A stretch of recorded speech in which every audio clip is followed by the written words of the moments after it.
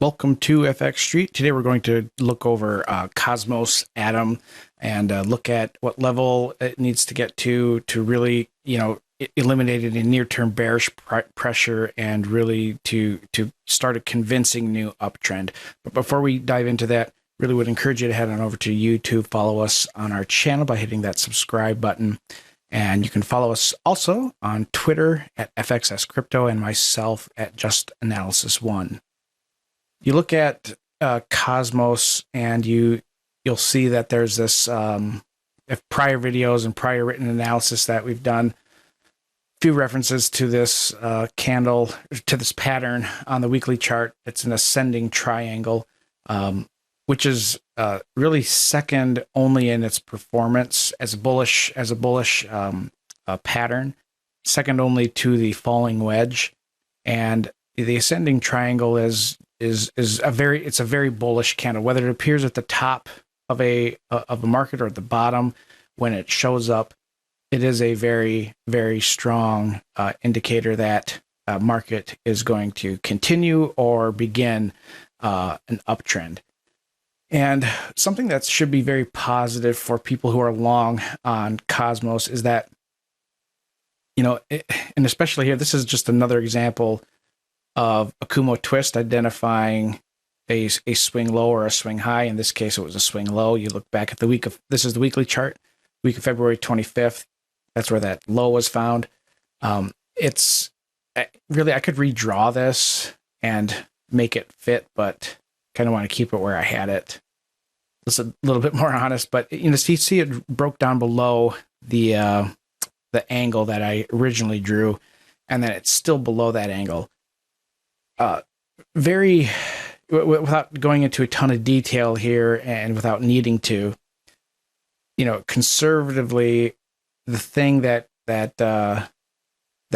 people, if you're looking to speculate this or add to it, there's a couple hypothetical entry opportunities. The first one is to wait for a clear break of okay, I'm having problems with words on a Friday.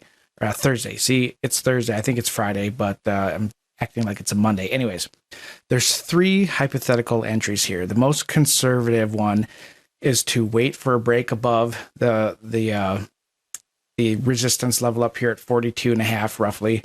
So wait for a break above the top of the ascending triangle, and then watch for it to move up, move back down, and retest the break. That's the most conservative entry.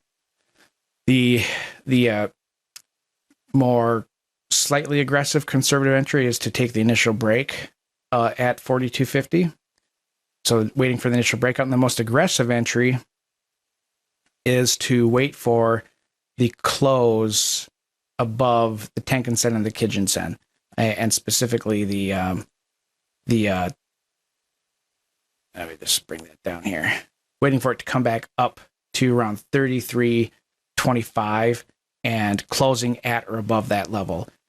The reason why that's aggressive is because it's violating the trading rules associated with an ascending triangle. But the reason that it is an appropriate entry is that within the Ichimoku system, it is an okay aggressive re-entry if something's above the cloud, and it's already in an uptrend. So at 33.25, you get a weekly close at around that level.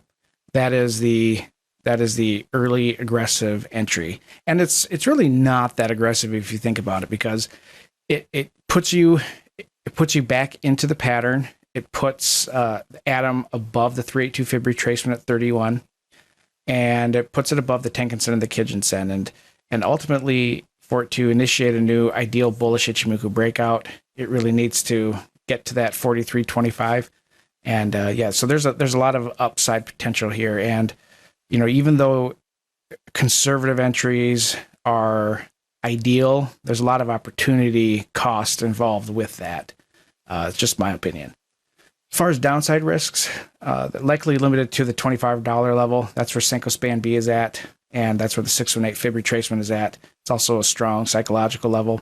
So on the upside, likely, before we talk about this again next week, upside potential at max likely limited to the $42 range, more than likely to 33 to 35. Downside risks should be limited to 25.